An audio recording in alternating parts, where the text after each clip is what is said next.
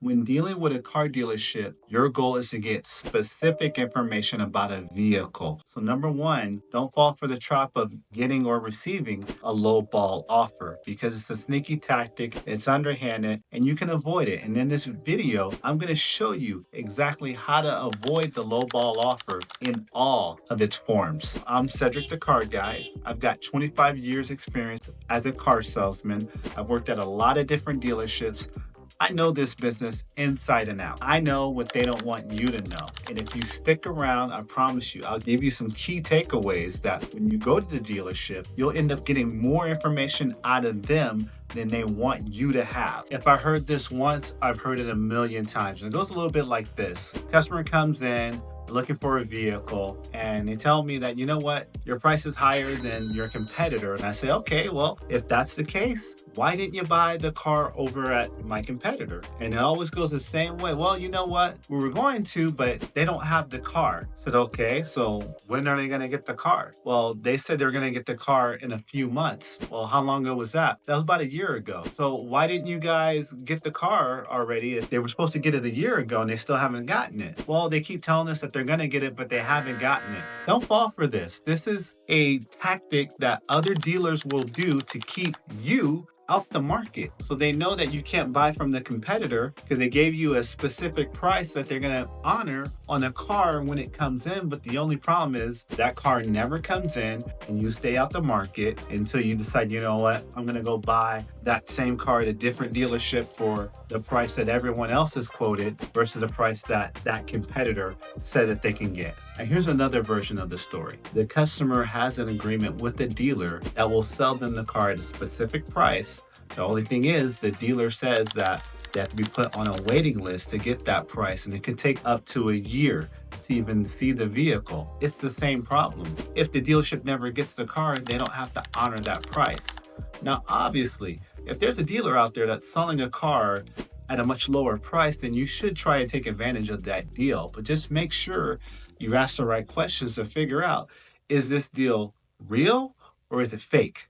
So let's talk about if I could, would you? So here's a scenario. You go to a dealership, you take a look at a car, you find the one that you want to buy. Let's say it's $20,995. The salesperson asks you, hey, can I make you the right deal on this car? You say, no, I got to look around. I got to do my research, whatever. The reason is you're not buying a car right then and there. So he asks you, if I sell you the car for $14,995, would you buy it right now? And you say, no. Okay, you leave, you go do your thing, you take that same offer and you look at similar vehicles that are going for $20,995 and you're like, hey, if I can buy this car for $14,900, would you sell it to me? No one entertains that offer. You go from dealership to dealership to dealership until you go back to the original salesperson that gave you that offer. You say, you know what? I've looked around, I know this is the right car, I'm ready to buy. Let's go ahead and wrap it up at the $14,900. And he's gonna tell you, well, I asked you if I could sell you that car, would you buy it right then? You said no. That's his ticket out. Here's the thing. Now that you're back, this is what he's gonna say.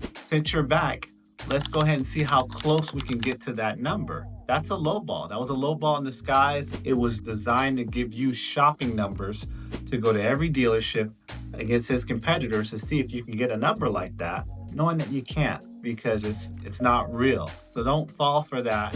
He's hoping that you're tired, you want to call it a day, and just probably reward the bad behavior of giving you the low ball offer and then actually coming up to a dollar amount where you guys can actually make a deal. So what's the solution? Research, research, research. You need to know everything you can possibly about this vehicle. What packages are available? What's the trim level? What's the options available? What are the powertrains? Is it two-wheel drive? Is it four-wheel drive? Can you get in diesel, gas, hybrid? You need to know all these things. Find out what the local dealer's asking price is. Do they have markups or market adjustments? Do they have dealer-added equipment to their cars? Figure out what is the selling price for vehicles in your local area. And tools that can help with that is kbb.com and edmunds.com. The more information you can gather, the stronger your negotiation position will be. So here's my tips and key takeaways for this video. Number one, we're gonna get a price quote from the sales manager. We're not gonna get it from a sales rep that just writes a price down on a piece of paper. We're gonna get it from the sales manager, and it's gonna be in writing with all the information right there. We're also gonna make sure we get a price quote on a vehicle that's in stock. We're not getting a price quote for anything that could be dealer traded to the dealer, and no price quotes on a vehicle that's allocated to the dealership from the manufacturer. A lot of times there's a 30-day gap for those cars, and anything can change. They can sell that car to somebody else and not honor the price that they were going to give you. So I would be leery of getting that price quote in that scenario. Next, we're going to verify. We're going to find out the MSRP versus the TSRP, so we know that information. We're going to get the VIN number to the vehicle. We want to make sure it's a real car. We're going to get the vehicle spec sheet. Make sure this car is exactly the car we're thinking of, and